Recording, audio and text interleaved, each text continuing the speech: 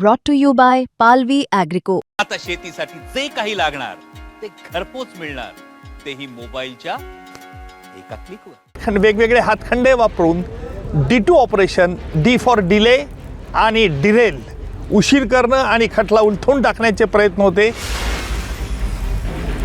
संतोष देशमुख हत्या प्रकरणावरून विशेष सरकारी वकील उज्ज्वल निकम यांनी हे असे गंभीर आरोप केलेत. बचाव पक्षाच्या भूमिकेवर निकम यांनी प्रश्नचिन्ह उभं केलंय.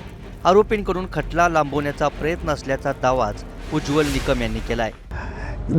आजही आरोपींतर्फे पुन्हा हे आरोपी निश्चितची सुनावणी लांबणीवर टाकण्याचा प्रयत्न झाला. आरोपींनी या खटल्यामध्ये आतापर्यंत जे D2 ऑपरेशन केलं, ज्याप्रमाणे पाकिस्तानतर्फे K2 operation, K for Kashmir आणि K फॉर खलिस्तान असं केलं जात होतं, त्याचप्रमाणे आरोपींनी देखील या खटल्यात वेळोवेळी वेगवेगळे हातखंडे वापरून D2 operation, D for delay आणि डिरेल, उशीर करणं आणि खटला उलथून टाकण्याचे प्रयत्न होते.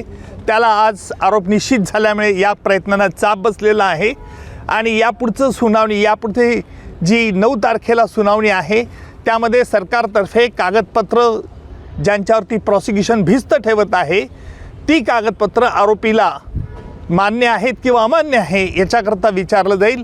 त्याच्यानंतर साक्षीदारांची यादी दिली जाईल आणि प्रत्यक्ष पुराव्याचं काम लवकरच सुरू होईल. खंडणी वसुलीच्या मार्गात संतोष देशमुख यांनी अडथळा निर्माण केला होता. याच रागातून आरोपींनी कट रचून संतोष देशमुख यांची निर्गुण हत्या केल्याचा युक्तिवादी उज्ज्वल निकम यांनी आजच्या सुनावणीवेळी केला. अखेर आज न्यायालयाने वाल्मिक कराड व त्यांच्या गँगच्या विरुद्ध आज आरोप निश्चित केलेले आहेत. दिनांक 9 डिसेंबर 2024 रोजी संतोष देशमुख यांचा कट करून संगनमताने आरोपींनी खून केला आणि त्याचप्रमाणे यातील काही पुरावा नष्ट करण्याचा प्रयत्न केला. याला कारण म्हणजे वाल्मिक कराड याला जी खंडणी जो मागत होता, ती खंडणी अबाडा कंपनीकडनं मिळण्यास अडथळा संतोष देशमुख यांनी केला. याकरिता त्यांचा खून करण्यात आला, अशा रीतीचा सरकारतर्फे आम्ही आरोप प्रस्तावित केला. न्यायालयाने आरोप त्याप्रमाणे आज निश्चित केले.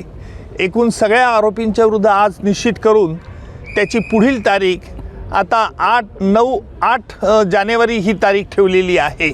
संतोष देशमुख हत्या प्रकरणाची पुढील सुनावणी 8 जानेवारीला होईल. न्यायालयाने दोन्ही बाजूंचे म्हणणे ऐकून घेतल्यानंतर आता प्रत्यक्ष पुराव्यांचे काम सुरू होण्याची शक्यता आहे. मकोका न्यायालयात आरोपींवर आरोप निश्चिती झाल्यानंतर संतोष देशमुख हत्येचा खटला लवकरात लवकर निकाली काढण्यासाठी सरकार पक्षाकडून पाठपुरावा केला जातोय. पुढील सुनावणीपासून प्रत्यक्ष साक्षीदारांची उलट तपासणी आणि पुराव्यांचे काम सुरू होणार असल्यानं या खटल्याला आता वेग मिळू शकतो. बीडहून रोहिदास हातागळेसह ब्युरो रिपोर्ट, मुंबई तक.